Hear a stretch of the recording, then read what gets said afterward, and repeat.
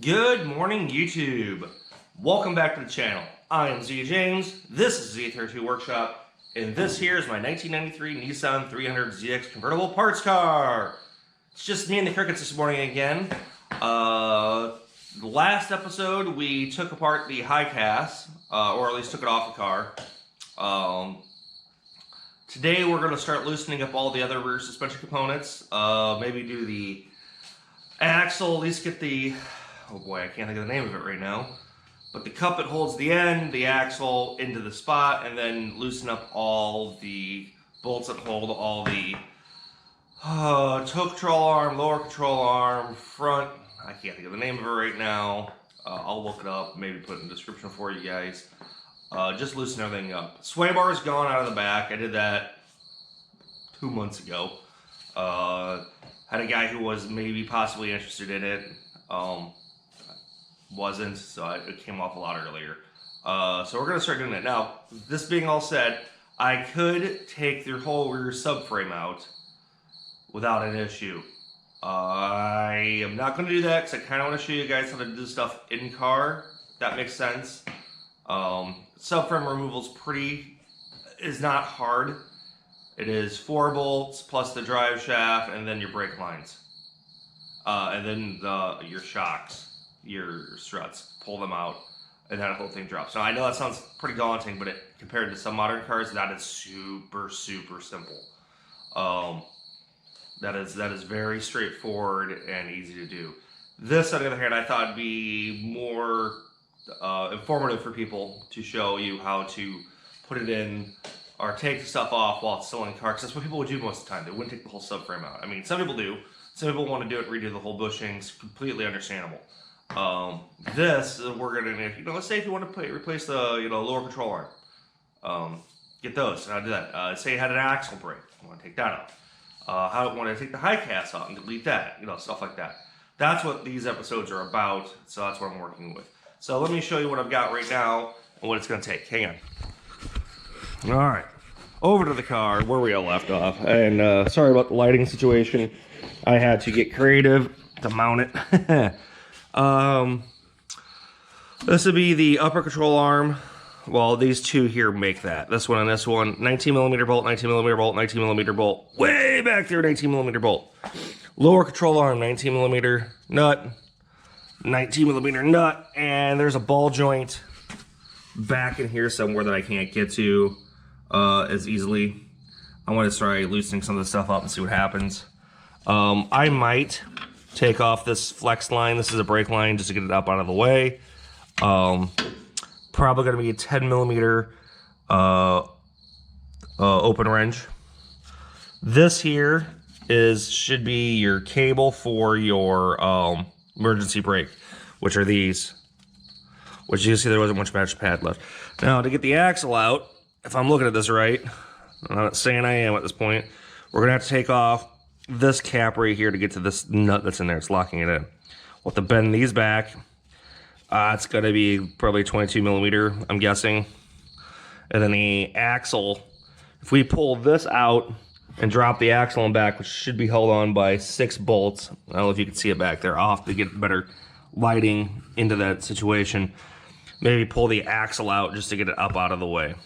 As you can see, I hit some of this stuff with penetrating lube here a little while ago. It should just help get this stuff broke loose. I'm still probably going to have to hit it with heat.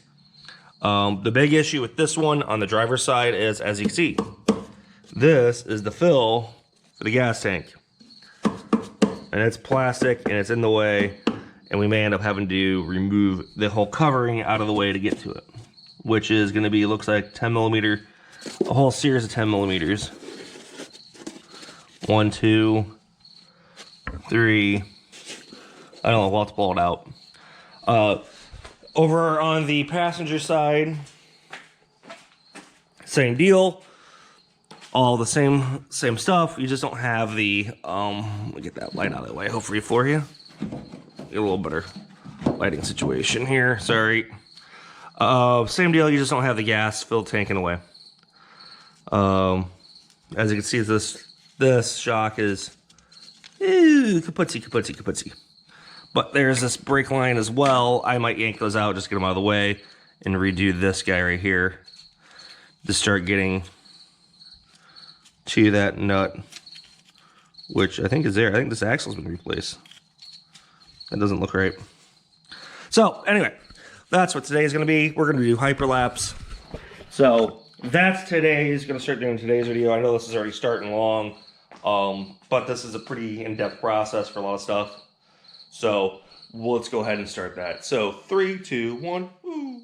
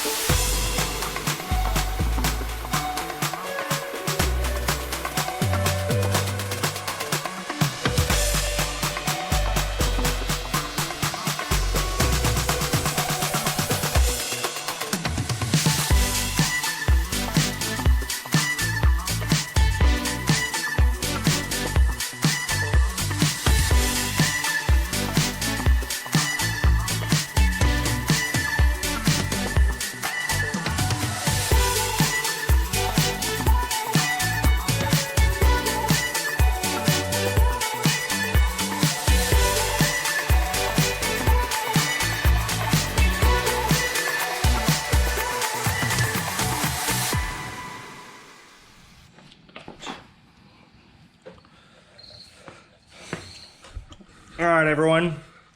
As you can see, I got the brake line off.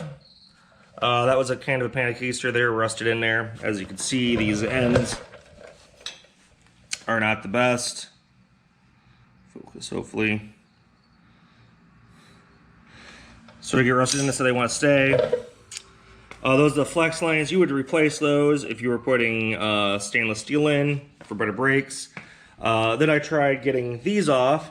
I did that on this side. As you can see, this guy was a pain in the keister. She didn't want to come out at all. So you just gotta try on it. The last resort, was gonna punch it back and just get a angle grinder or something to cut the end off. They didn't want to feed through, but as luck would have it, I have a hole punch that goes through there. That is great. It actually helped out. What I'm doing right now is soaking this joint, or a joint, but this nut that holds this axle in, because I need it to be loose. And right now there's no transmission to lock it in, so I gotta find a way of locking this wheel down without spinning this as I try to take it off. Because as soon as I put any type of lever on it, it's just gonna rotate the wheel. I got an idea. I'm going to do some type of locking screwdriver, something, bolt, hard metal from here to the ground to fight against it. Yeah, so that's what I ended up using on a pry bar to pop this out from there down. So, all right, that's gonna do it for today, folks. I know it's a little longer than normal. Sorry about that. Hang on, things being silly. A little longer than normal. And I didn't get to what I wanted to, but that's how a car project goes. Things want to fight you sometimes, especially if they're corroded.